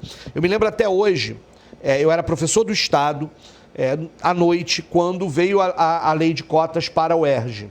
E como é que aquilo foi muito importante para que numa aula eu pudesse convencer os meus alunos que finalmente eles tinham chance de entrar na universidade.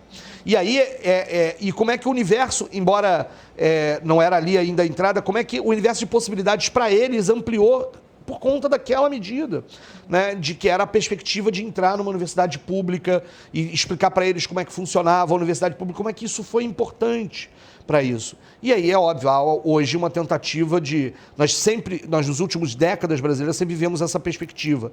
Desde o Fernando Henrique que queria criar centros de excelência e outros escolões de terceiro grau, ou seja, a expansão tem que ser para... Mas você tem centros de excelência pequenos, centros de excelência, até agora esse debate, uma tentativa de diminuir o peso institucional, político e social das universidades a partir do corte de verbas e a partir de uma criminalização dessa história da balbúrdia, etc., que é uma tentativa de acabar com a função, inclusive, diminuir o peso político e social das universidades, mas ainda bem, já botamos 1 milhão na rua aqui no Rio no dia 15, vamos botar mais no dia 30 para mostrar que esse discurso precisa ser rebatido fortemente. Bom, assim, eu tenho algumas observações pontuais que eu acho que são coisas que sempre me chamam muita atenção, né? Primeiro, eu acho que a gente tem que relativizar esse conceito de autonomia universitária. Eu às vezes, acho que a nossa universidade não é tão autônoma, nossos institutos não são tão autônomos, né? Porque que autonomia é essa em que eu preciso que o presidente referende a minha eleição? Né? E aí, muitas vezes a gente fala, nós estamos em processo de eleição para reitor. Não, é uma consulta pública, né? É uma consulta, a sensação que eu tenho é que é uma consulta que nos permitiram fazer. Então, aonde está a nossa autonomia, efetivamente? Né? Esse é o primeiro ponto. E eu acho que essa discussão ela tem que vir, né? Eu acho que ela é importante, se alguma coisa de interessante, né, pode vir dessa questão, é porque eu acho que a gente tem que ir além desse processo. Então, por exemplo, eu muitas vezes me questiono por que os técnicos administrativos não podem, por exemplo, concorrer em algumas instituições, né? Por que qual é a hegemonia do professor, doutor, para ser, né, o reitor, o gestor máximo da minha instituição? E isso eu digo que é importante porque isso fragiliza muito as instituições internamente. A gente sofre uma separação, uma cisão entre docentes, técnicos administrativos e até os estudantes, porque as regras não são, né, as regras do processo eleitoral não dão aos estudantes o verdadeiro protagonismo que eles devem ter. Eles são em maior número, né? Eles devem ter uma representação diferenciada no processo de consulta pública, e isso não acontece. Então, eu acho que, na verdade, assim, se existe alguma coisa para a gente se mobilizar nesse sentido, é ir além desse processo, né? Então, eu quero, sim, que a minha consulta pública se converta numa eleição real. Eu não quero ficar numa expectativa, né, tipo... final de campeonato para ver se o governo vai ou não referendar, né? A fumacinha cinza, fumacinha branca, para ver se o nome que foi definido vai ser o escolhido ou não, né? E achar que isso é uma coisa... Que bom, ele escolheu o nome na lista tríplice, né? Peraí, né? Acho que a gente tem que ir para além dessa questão e aproveitar esse momento em que essa questão da autonomia universitária está em xeque para isso. Com relação a essa questão da balbúrdia, né, eu vi que quando ele falou, eu lembro que quando teve esse episódio, o ministro falou da balbúrdia, citou especificamente a UFBA, se eu não me engano, a UF e a E aí, quando eu vi assim, eu falei, oh, meu Deus, né, tô lá. né? E eu achei sensacional isso, porque, assim, já que a gente fala muito dessa questão das mídias sociais, a quantidade de pessoas, né, que foram da universidade, pelo menos meus colegas, né, alunos, você teve assim, existiu uma bandeira comum, né? Eu vi muito isso no Facebook, um hashtag assim, eu faço balbúrdia, né? Eu sou fiano, eu faço balbúrdia. Se tem uma coisa que esse movimento também serviu, e aí eu acho que o Tarcísio fala muito bem, é que efetivamente a gente trouxe uma bandeira, né, de luta e de debate que estava um pouco pulverizada em torno de outras questões tão importantes quanto, mas a gente traz uma certa unicidade no discurso da defesa da educação, das universidades públicas. E aí você vê pessoas, muitas vezes, de colorações partidárias, ideológicas das mais diferentes, mas que defendem a minha instituição não é um espaço de balbúrdia, né? Eu noto que isso traz uma questão importante. Agora, a gente tem que entender também, e acho que todos aqui falaram, e eu só vou complementar mesmo, que é isso, né? Esse discurso da fragilidade da universidade, do espaço da bagunça, do espaço da imoralidade, é típico desses discursos que precisam encontrar espaços simbólicos para, né, projetar os medos, os anseios, as dificuldades, os temores da sociedade. E aí, nesse sentido, assim, eu acho que o quebra de paradigma que a universidade traz, né, sobretudo das últimas, a partir, né, do governos anteriores, essa ideia de que você permite que pessoas e que setores sociais historicamente marginalizados, historicamente invisibilizados, estejam nas nossas instituições, né? Eu digo que a própria criação dos institutos federais, da rede federal, né, que você vai da educação básica, eu brinco muito com os meus alunos na apresentação, eu falo, olha, você pode entrar aqui com 14 anos e sair doutor, né? Numa instituição federal. Instituição essa que foi criada para os desvalidos, porque se a gente pensa a educação profissional no nosso país, ela foi feita para as pessoas, para os jovens desvalidos, né? Para aqueles que eram pequenos infratores, era uma medida socioeducativa. E hoje a gente tem, né, mais de 640 unidades no país inteiro, quando o Tarcísio fala que muitas vezes é a única escola média de ensino médio do município, é isso mesmo. Muitas vezes no interior do norte, do nordeste, sobretudo, uma escola, um campus do Instituto Federal, um campus dos antigos Cefetes, é a única referência de escola da cidade, né? Isso é um diferencial muito grande.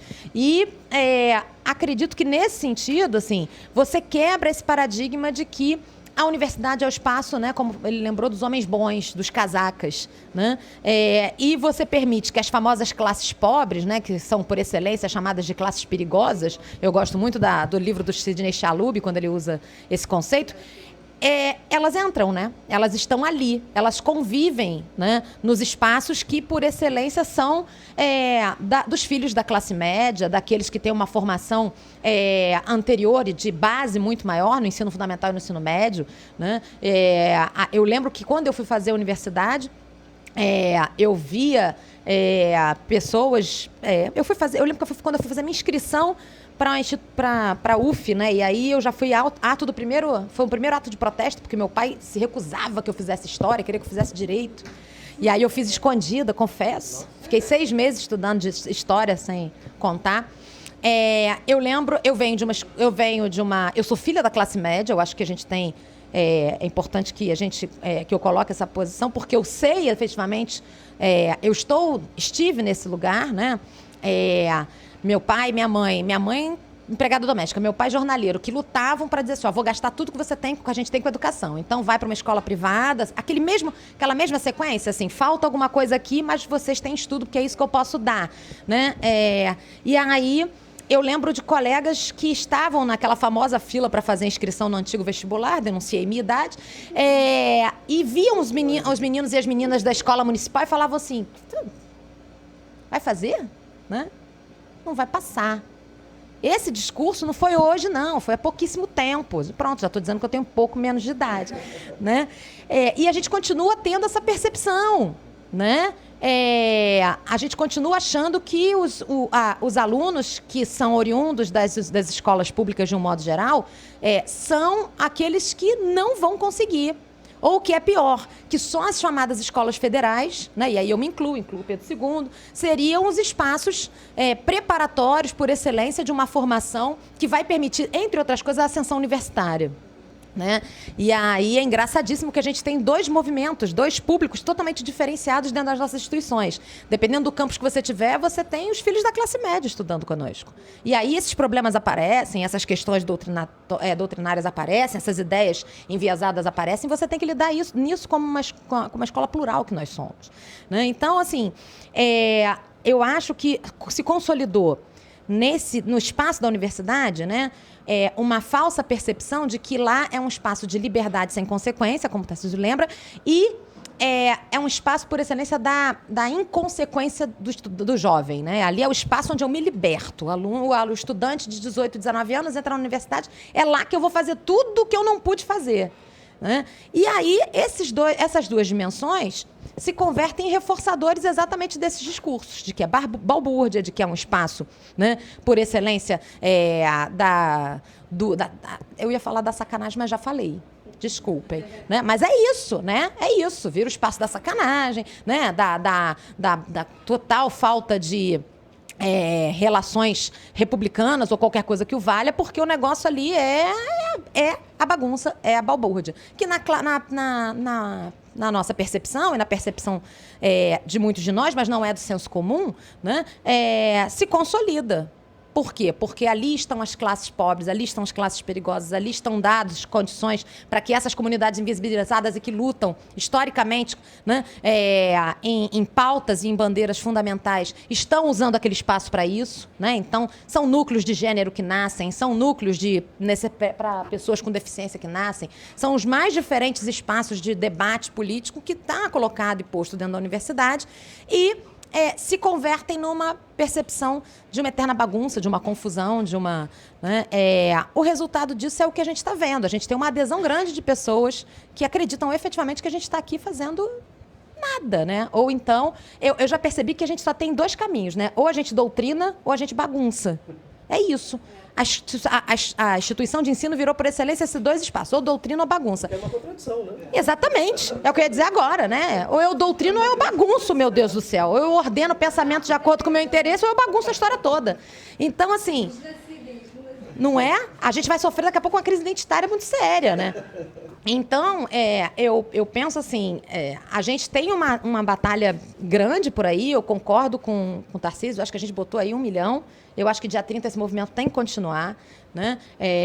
Fico muito feliz de ver, a gente, inclusive, eu queria agradecer a essa universidade, a UERJ, porque foi através de um exemplo que foi feito por ela, que as minhas 15 unidades fizeram um movimento que foi muito bonito e que deu visibilidade ao meu instituto. Eu lembro que uma vez eu passei por aqui, e eu vi, num movimento da UERJ, vários banners que estavam presos, fixados no entorno de toda a universidade. Eu achei aquilo belíssimo, né? Porque a gente coloca para fora aquilo que a gente produz, né? E que muitas vezes não ganha essa capilaridade. E, usando esse exemplo, né, todos os meus institutos, todas as minhas unidades fizeram isso, todas as 15 unidades. Nós fizemos aulas públicas na porta do instituto, né, da porta do campus, também fizemos em praças e, ao mesmo tempo, colocamos um grande corredor cultural com todas as pesquisas, todas as ações de ensino e extensão que fizemos. Então, assim, essa visibilidade que vai nos dar a legitimidade que nós sempre tivemos, mas que estamos perdendo por um discurso que é anedótico, a meu ver, é esquizofrênico, eu diria. Né? É com a nossa produção, é com a nossa contribuição social que a gente demonstra isso. E aí, eles não gostam, o discurso público não é tanto focado em dados, em fatos, em técnicas. Eu acho que contra dados, então, né, não há argumentos, segundo a percepção. É dessa forma que a gente está mostrando. Né? Nós somos instituições que produzem muito, que têm um pensamento crítico muito importante e que contribui sobremaneira para a formação da sociedade. Se a gente se empodera desse discurso, eu acho que nada, nem nenhum governo vai permitir o nosso perecimento. Eu acho que é basicamente isso. Bom, acho que muitas contribuições, né, já já deixam muito bem encaminhada a questão. Eu só queria rapidamente, então, pegando a sua questão, né, sobre essa intervenção, esse desejo grande de intervenção do governo federal nas universidades, e até no caso do governo estadual também. A gente vive sob um certo domínio de pessoas que se apoderaram, né, do poder político, demonstrando assim, muito claramente que há um desejo muito grande de parte deles de se converter num regime extremamente autoritário e violento, né? Não podemos denegar esse fato. Ainda há uma tentativa, não uma, mas múltiplas tentativas de sustentar algum tipo de resistência a esse processo, mas que há um desejo por parte dessas pessoas que hoje estão no poder de se converterem num regime extremamente autoritário e violento. Isso é um fato. E essa vontade de intervenção nas universidades é uma marca, né, justamente dos regimes extremamente autoritários e violentos. Regimes autoritários são inimigos declarados do pensamento. Regimes autoritários são inimigos declarados da divergência, né?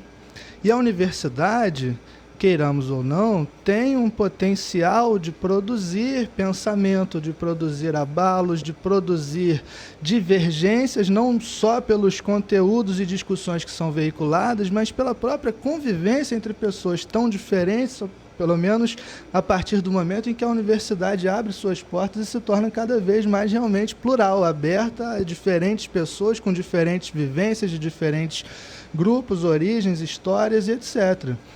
Então, é de se esperar que um regime com vocação para regime extremamente autoritário veja a universidade com muito maus olhos, aliando-se a isso, é claro, aqueles delírios conceituais e sociopolíticos que elegem inimigos esquerdistas e doutrinadores e bagunceiros e etc. e tal, acabam por criar mais esse absurdo de colocar a universidade como um espaço unicamente de balbúrdia, vindo de, é isso que mais uma vez chama a atenção, vindo de um ministro da educação. Não ouvimos isso na esquina, não ouvimos isso na nossa conversa do botequim, um ministro da educação que se coloca publicamente para dizer que a universidade é um espaço de balbúrdia. Então, realmente só temos como ver com muito maus olhos isso, mas entendendo que faz parte, né, de um governo, de pessoas que se apoderam do poder e que demonstram uma vocação para o autoritarismo e o extremismo, né? Não podemos negar isso. E ainda, claro, uma vez que, retomando a questão anterior, uma vez que se começa a questionar cada vez mais intensamente, né, esses padrões identitários dominantes, se dá cada vez mais visibilidade às pessoas historicamente excluídas e marginalizadas por esses padrões dominantes, há um movimento muito forte de reação. E é o que estamos vivendo, um momento muito forte de reação, embalado por um conservadorismo moral, por um governo de vocação autoritária e violenta. E acho que temos que sempre ter essa clareza e essa noção de que não importa o quão terrível esteja o cenário macropolítico, há sempre movimentos micropolíticos de resistência a serem feitos, a serem colocados em prática, né, onde quer que estejamos, qual seja o nosso contexto de atuação. Sem descuidar da macropolítica, estamos aí, né, sempre em diálogo com ela, mas buscar sempre os caminhos, né, de micropolítica de resistência onde quer que estejamos. Vou passar aqui a palavra para você encerrar. Bom, depois de tudo já falado, eu não vou me ater à questão das portarias, da questão das nomeações, acho que isso já foi, né, tá muito clarificado. Mas só quero falar um pouquinho sobre a questão da balbúrdia, digamos assim. Primeiro, a gente sabe, tradicionalmente, a academia ainda é um espaço muito elitizado no Brasil, né? A produção acadêmica, ela ainda carrega características muito elitistas. Mas ainda assim, apesar disso, acho que quase todo mundo que entra nesse universo consegue, de alguma forma, produzir. E o que eu percebo nesse grupo específico que nos chama, né, que nomeou as universidades de balbúrdia, E aí eu vou resgatar uma palavra que o Tarcísio falou. Há muito ressentimento. E aí eu não sou da psicanálise, eu sou sociólogo, mas né, alguns sentimentos são muito mobilizadores. E o ressentimento é um sentimento muito mobilizador no sentido de que parece que esse grupo de pessoas, que é um grupo pequeno, que produzem suas obras acadêmicas, acham que não são devidamente prestigiados. E né, vivem em pequenos nichos de conhecimento, produzem. Mas como não são produções consagradas, e como agora estão numa posição de poder, usam desse ressentimento para supostamente atacar as produções que eles consideram consagradas e que eles não são. Então, o ressentimento é um sentimento importante para a gente tentar compreender esses movimentos. O segundo é uma questão que a gente falou muito de identidades, mas acho que tem um outro recorte que a gente tem que perceber. A Universidade Brasileira tem, historicamente, um recorte de classe, em 2 aspectos. Em relação aos cursos que quais os alunos pertencem a determinados cursos. Então, uma coisa é um curso de medicina numa universidade pública, outra coisa é um curso de serviço social. Então, há um recorte de classe nos cursos. E depois há um recorte de classe nas universidades. Então, eu vou fazer aqui uma inconfidência. Há alguns anos atrás, eu me vi contrário à questão das cotas raciais, com uma visão iluminista, recém-saído da universidade, achando que as cotas raciais criariam uma desigualdade jurídica. Eu acreditava nisso. E aí depois eu me transformei em professor de uma faculdade particular e de uma universidade federal, que é a Federal de Juiz de Fora. E a gente tem uma tendência a perceber que, nesses últimos anos, a gente só teve... o nosso processo foi só de degeneração, e não é verdade. Eu acho que... E aí eu tive na minha vida real, de docente, a percepção de uma revolução silenciosa que aconteceu no Brasil. Talvez um dos poucos ganhos que a gente teve efetivos, que foi justamente... E aí, quando eu entrei, por exemplo, me tornei professor da Federal de Juiz de Fora, olhar as classes populares dentro da universidade, através das cotas, e aí foi quando o real atingiu o meu lado intelectual e falou, opa, peraí. E o quanto o impacto da adentrada das classes populares, e com recorte também da cor da pele, causou não só na vida pessoal desses jovens, mas na vida familiar. É extremamente revolucionário o fato de jovens negros, pobres, terem tido a possibilidade de ter o acesso à universidade. E aí, e usando isso de uma maneira comparativa, há um recorte de classe no próprio chamado mercado de trabalho. Eu dei aula numa faculdade particular em Duque de Caxias. E qual era o público de estudantes lá? Não, era o adulto trabalhador, na sua grande maioria. Era o adulto, também de origem humilde, né, origem pobre, negros, na sua grande maioria, que estavam há muito tempo afastados, né, dos estudos. Então, havia uma interrupção nos estudos, e retomavam os estudos, e só tinham a possibilidade, devido a essa defasagem, a adentrar uma faculdade particular, numa tentativa de inserção no mercado de trabalho. Só que essa inserção no mercado de trabalho já tem um nível hierárquico, porque eles não vão disputar vagas com os das universidades públicas. Então, você tem categorias no mercado e nas universidades que são de classe. De classe.